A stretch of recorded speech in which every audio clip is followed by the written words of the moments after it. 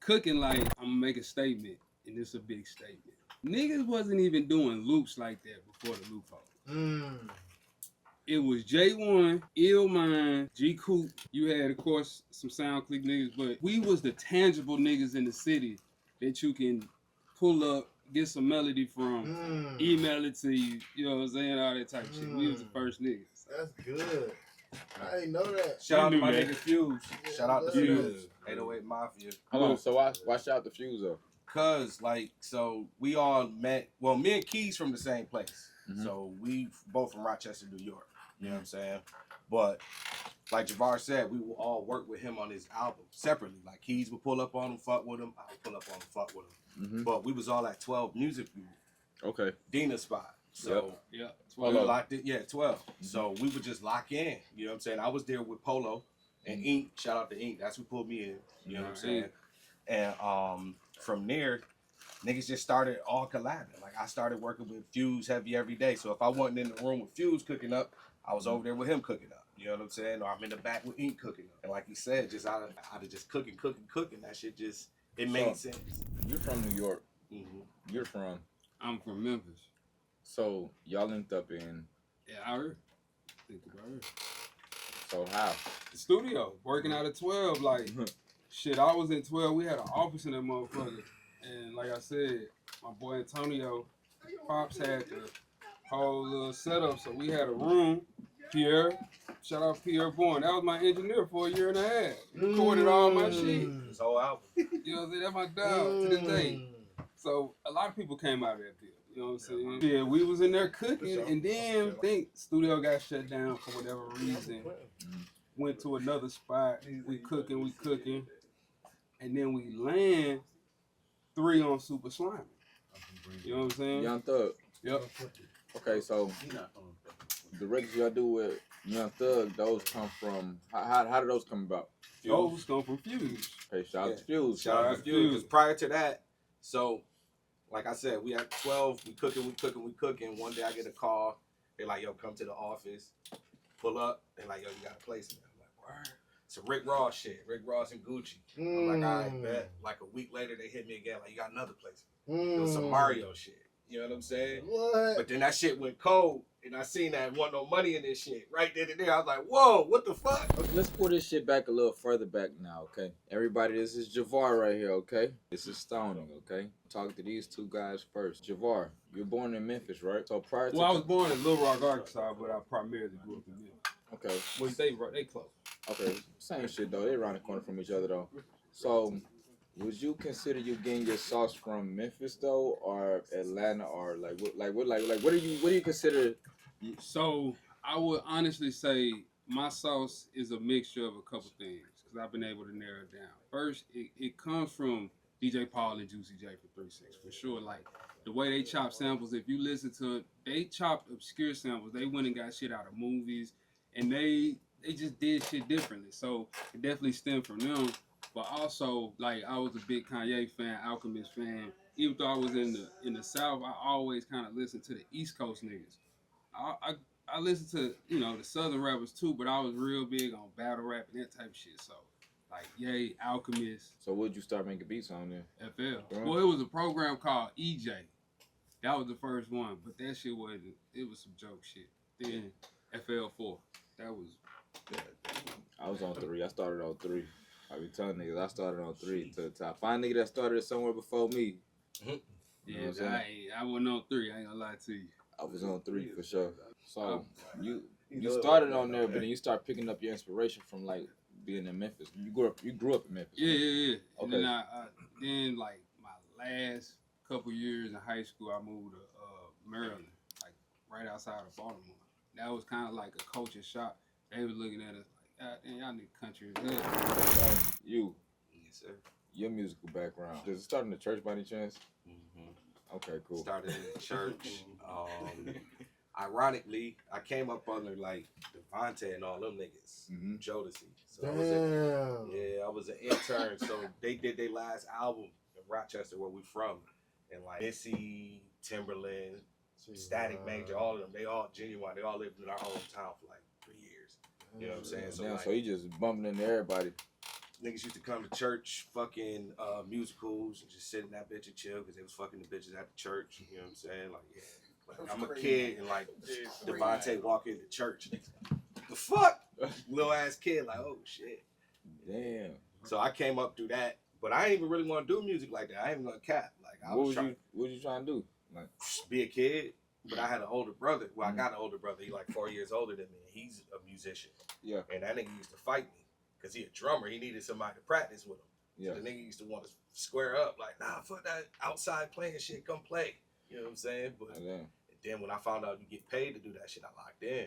You know what I'm saying? And then, so did you formally learn, or did you just learn being a church? Bro, by ear, bro, just being around it. Like I literally slipped into it. Pause, because like one of my mans knew I had wow, right? One of my mans knew I had kind of like the same shit. Like I always had relationships. You know what I'm saying? So I'm a kid. I'm 15, and one of my mans hit me like, "Yo, bro, for the summer for my job, I need an internship. You think your cousin to let me intern at the studio? Jodeci and all them niggas at." So I called my cousin. God bless the dead. I'm like, yo, can my man intern? He's like, yeah, only if you come intern with him. I was like, hell nah, this nigga getting paid. I ain't getting paid. And nigga said, click. Basically, if you don't show up with this nigga, he ain't getting in the studio. I went the first day and saw that shit. Was like, oh, hell yeah. So I started MPC, Reel to Reel, ADAT. Oh, no, you started. Yeah, all that shit. Yeah. Oh, so you know all that shit, though. I had to take the fucking whole studio apart and put it back together. So how old was you when you was doing this? 15, 14. Damn, bro. For free? Free. My man was getting paid. He worked for the Urban League. I was a free ski. Damn, nigga said, put this shit back together, nigga. Yeah. You ain't had nothing better to do though this time, though, right? Saved my life, honestly. If you ask me where I'm from. A lot of other shit. So you started the bass too in church? Nah, that shit. I ain't start the bass until pandemic. Oh, a couple years ago. I was bored. Yeah, I was bored at the crib, and I started playing the guitar first. This nigga used to live right across the street from me, the high rise. You can see me, like, look at Stone over there slapping the fucking bass. He need to make some beats. I'm in the corner just walking around with the bass, nigga. Real, see no from my balcony. That's hard. So you just recently learned the bass, though. Yeah. But was it easy due to knowing how to already play the keys, though? Yeah, because I already, you know what I'm saying, know music theory and shit, so. Oh, so you learned music theory yourself? Just do playing. I've been playing in church so long, you gotta know that shit. You Yeah. know what I'm saying? Like, good church is that's the crash course on some real shit. Like, you want to be a good musician, go play at somebody's church. That shit a crash course for sure. So, boom. So, now you got them in the music, though. What was your introduction to the digital world of music, though? In Sonic, this guy at my church, shout out to Galen Silver, just came, my same brother. One day that nigga called me, was like, yo, what you doing next Sunday? I was like, nothing. He's like, my church gonna pay you $100 to play. I was like, bet. And I just showed up and literally did like that on the organ, the whole church. Because I ain't know how to play shit. I just knew how to play like the songs on the radio.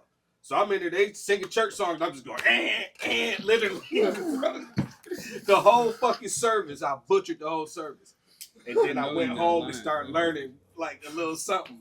But then like maybe like a month in, the They ain't shame you for that? they paid the shit on me. They ain't give a fuck. No, they shame you to do that. Yeah, they ain't shame me. It was just a smaller church. The little smaller churches, they take what they get. On this picture. Yeah, they take what they get. Nah, but no cap. Buddy came.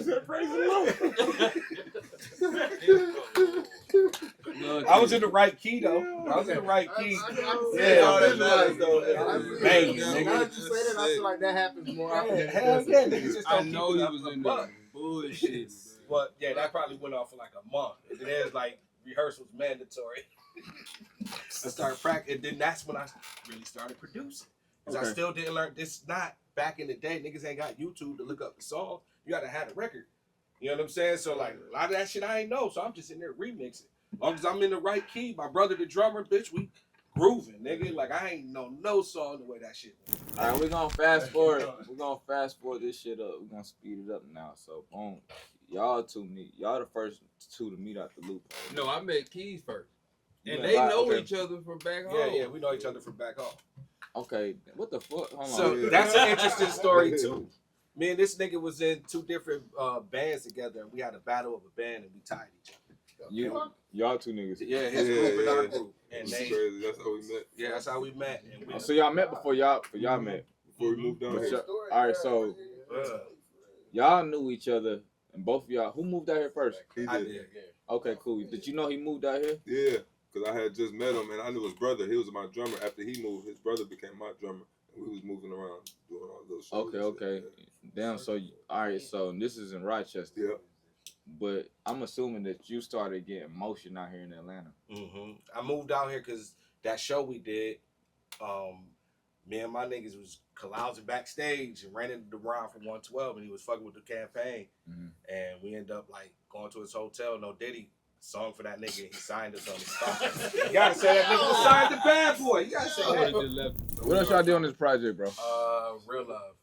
Bro, Come on. Bro. And then he sung the voice. I was like, nigga, like, bro, that was everything I wanted niggas to do. Yeah, because that was like our signature, the little voices and shit in the background. Niggas wasn't doing it. Cause I was. That added to the beat though, like that sounded like a part of the beat though too. Yeah. Bro, hold on. So if you was getting all these beats straight, you was getting them? Yeah. Pivoting left and right. Who need beats? You know what I'm saying? And So how did niggas find out y'all made these beats though? Cause I don't know how I didn't know I that. started screaming it from the top of my lungs, basically.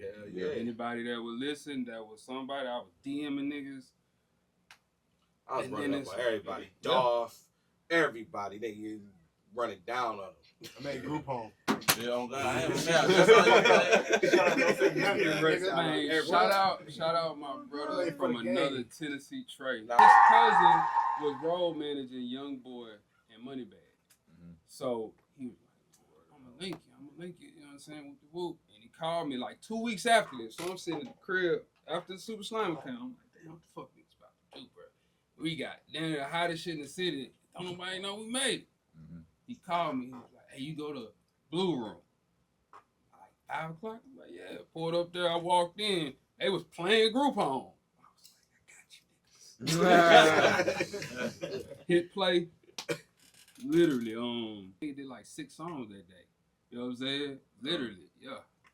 You feel like it was like more like you got catch a wise hot type situation? Yeah, he was, Bag is smart. Bag is very methodical. So he, like I said, the sound was new with the voices and everything. So he was just like, okay, boom. He locked in. He was smart. He got a great ear for this shit. That was Fat Baby, right? Yeah, that was Fed Babies, but a lot of that became too heartless. A lot of them songs became too heartless. So, yeah. So I was there when they damn near did Fed Babies. I was in the Hold on, so studio. that's when you met Moneybag. Yep. I ain't know Bag. I mean, I knew of him, but I ain't know him prior to, I ain't know person. Yeah. Mhm. So, boom. Now, this ain't where you make the next pivot. Not quite yet, though, right? Or it's some things that happen in between this, right? Yeah, we all started running it up. Like, we all start moving and grooving. And We was locked in with Bag for a minute before he even got. It was like his career type shit. Like we literally on Fed Baby, all of the mixtapes, all that shit, all the way leading up to the other shit. Same thing with Tootsie. You know what I'm saying? Like that's what was happening. Like niggas was catching us. Like, all right, we can lock y'all in with these new artists, and we can get down with y'all, and y'all ain't gonna charge us the 30. You know what I'm saying? But we know we still got to pay y'all for sure. But we ain't gonna. It ain't the Sonny Digital price. You know what I'm saying? Niggas was like, but we was smart though. We started doing song deals on niggas because we got bamboozled a couple times where it was like we done juiced men up, and they went and got a deal, and then now they calling the Sonny Digitals to do the album. You know what I'm saying? A lot. So yeah, so we start probably some of the only niggas that's done been paid for songs that ain't never came out. You know what I'm saying? Like they like, yeah, y'all good. We ain't even gonna drop that one because we couldn't get it cleared. But y'all straight. We've been paid 6 months ago. That's where we start killing them on the business side. You know what I'm saying? Like we started really locking in and learning how to really maneuver in the industry and like get other bags. You know what I'm saying? Outside of just the placement, waiting on niggas, the admin to sign off on it and all that extra shit. So that's about what point I'm at right now. I ain't gonna lie to you. Like the next big splash. And now at this point, y'all are the Loopholes when this comes out. Yeah. The next big splash would be Bag. Like we went on a nice run with Bag. We did Too Heartless, whatever albums. It was a bunch of albums. More than that, yeah. But this time when y'all working on his album, was it any singles involved with y'all? Yeah, I did Say Nah with J. Cole. Which that for some reason is didn't took off. It's bigger now than it was when it came out.